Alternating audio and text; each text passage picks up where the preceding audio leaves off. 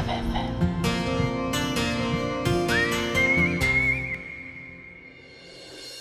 क्या तारा से शादी कर लेगा पीयूष? और अगर हाँ तो फिर कैसे पूरा करेगा अपना चैलेंज अंश?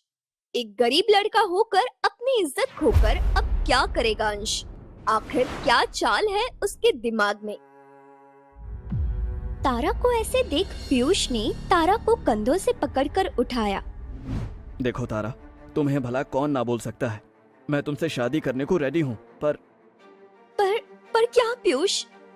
देखो, ये कंपनी मेरी नहीं है, बल्कि मैं तो दरअसल इस कंपनी का ओरिजिनल सीईओ वापस आ गया है और वो ये कंपनी खुद ज्वाइन करने वाला है। और अब मैं इस कंपनी में एक ओनर की तरह नहीं, बल्कि तुम्हारी तरह एक मैनेजर का काम करूंगा। क्या तुम मेरे साथ एक नॉर्मल लाइफ में खुश रह पाओगी? और मेरे पास तुम्हारे डैड की तरह बहुत सारा पैसा भी नहीं है।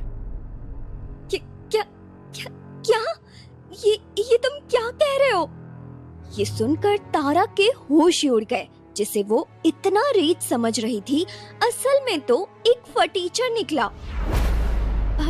फिर आई एम सॉरी पीयूष, तुम मेरे लायक बिल्कुल नहीं हो। अपने जैसी कोई थर्ड क्लास लड़की ढूंढकर शादी कर लेना। इतना बोल तारा गुस्से से पीयूष के केबिन से निकल गई, जिसे देख पीयूष के होठों पर एक स्माइल आ गई। उसने फोन उठाया और कुछ टाइप करने लगा। तो पहला तीर निशाने पर लग चुका है, अब दूसरे वार की बारी है।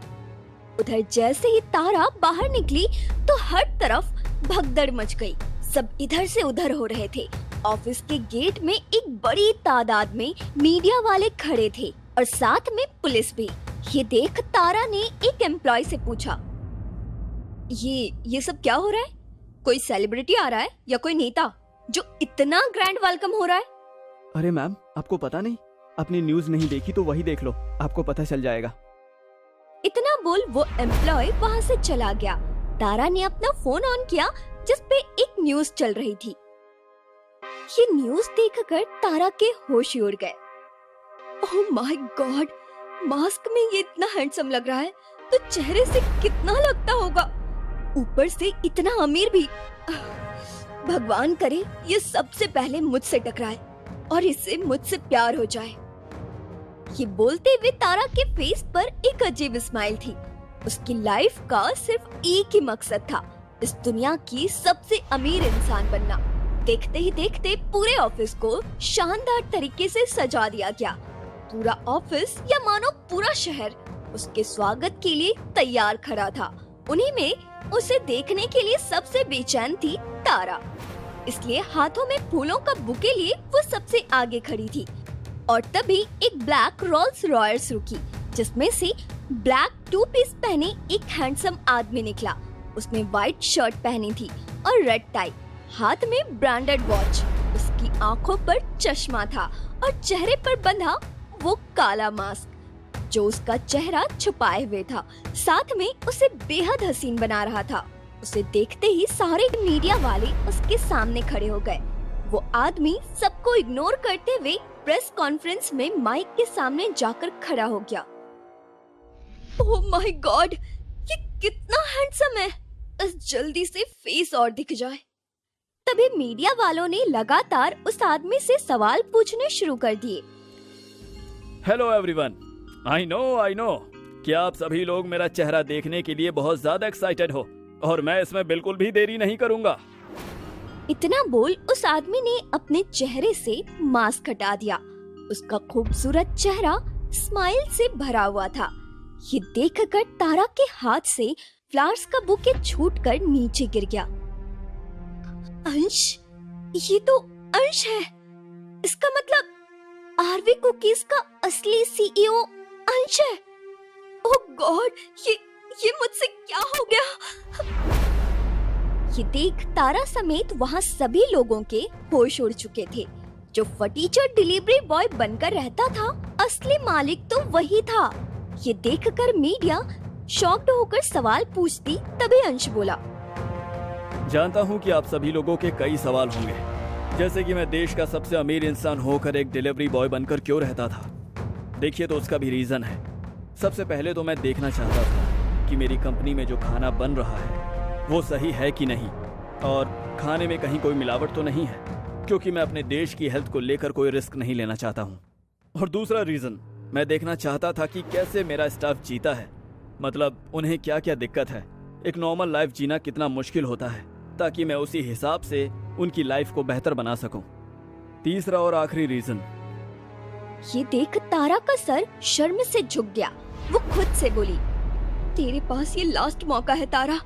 अगर तूने अभी अंश को नहीं अपनाया तो दुनिया के सबसे अमीर इंसान बनने का सपना टूट जाएगा। वैसे भी अंश ने मुझे जो चैलेंज दिया वो टाइम यही है, मीडिया है, सब है। इससे अच्छा मौका नहीं मिलेगा मुझे दुनिया के सामने आने का।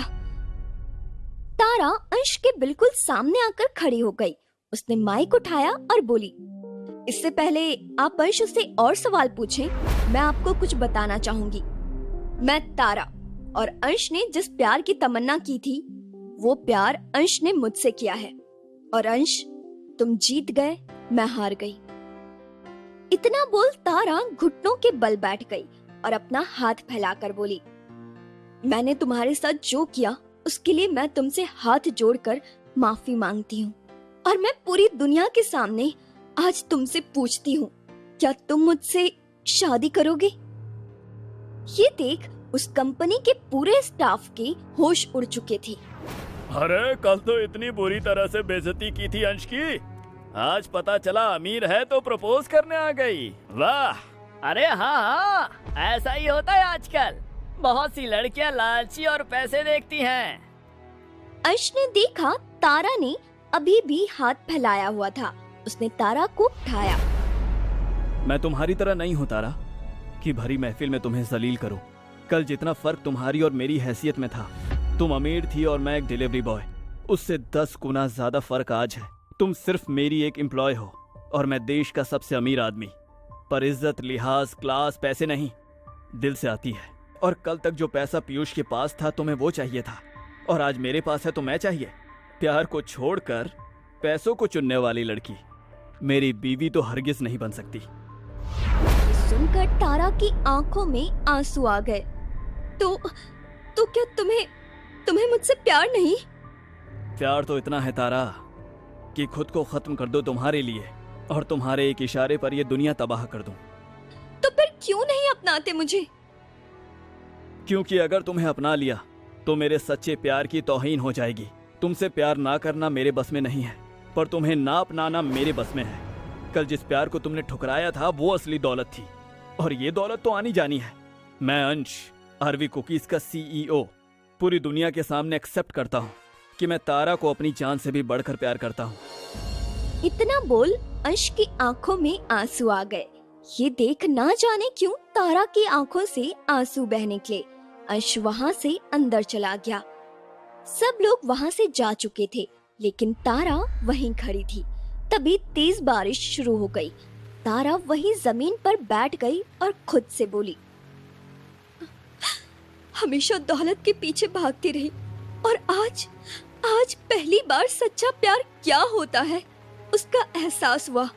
ऐसा लगा आज अंश को खोकर मैंने दुनिया की सबसे बड़ी खुशी खो दी। आज पहली बार दौलत को खोने का दुख नहीं हो रहा। अंश की आंखों में वो सच्चे प्यार के आंसू, मैंने उसे खो दिया। आज ऐसा लग रहा है मुझसे ज्यादा करीब कोई नहीं है, क्योंकि दौलत तो आज भी है, पर प्यार, इस प्यार को जिंदगी भर तरसूंगी। हमेशा अकेलापन खाएगा मुझे कि मैंने अपनी जिंदगी की सबसे बड़ी भूल की थी, अंश को खोकर। तारा फूट फूट कर रोने लगी। अंश खिड़की से ये सब देख रहा था। उसे देख अंश की आंखों में भी आंसू आ गए और वो खुद से बोला, वक्त गुजर जाता है पछतावा देकर, नहीं आता वापस वक्त बर्बादी देकर। खो दिया तूने वो जो सिर्फ तेरा था, तुझे चाहा था मैंने खुदा से भी बढ़कर।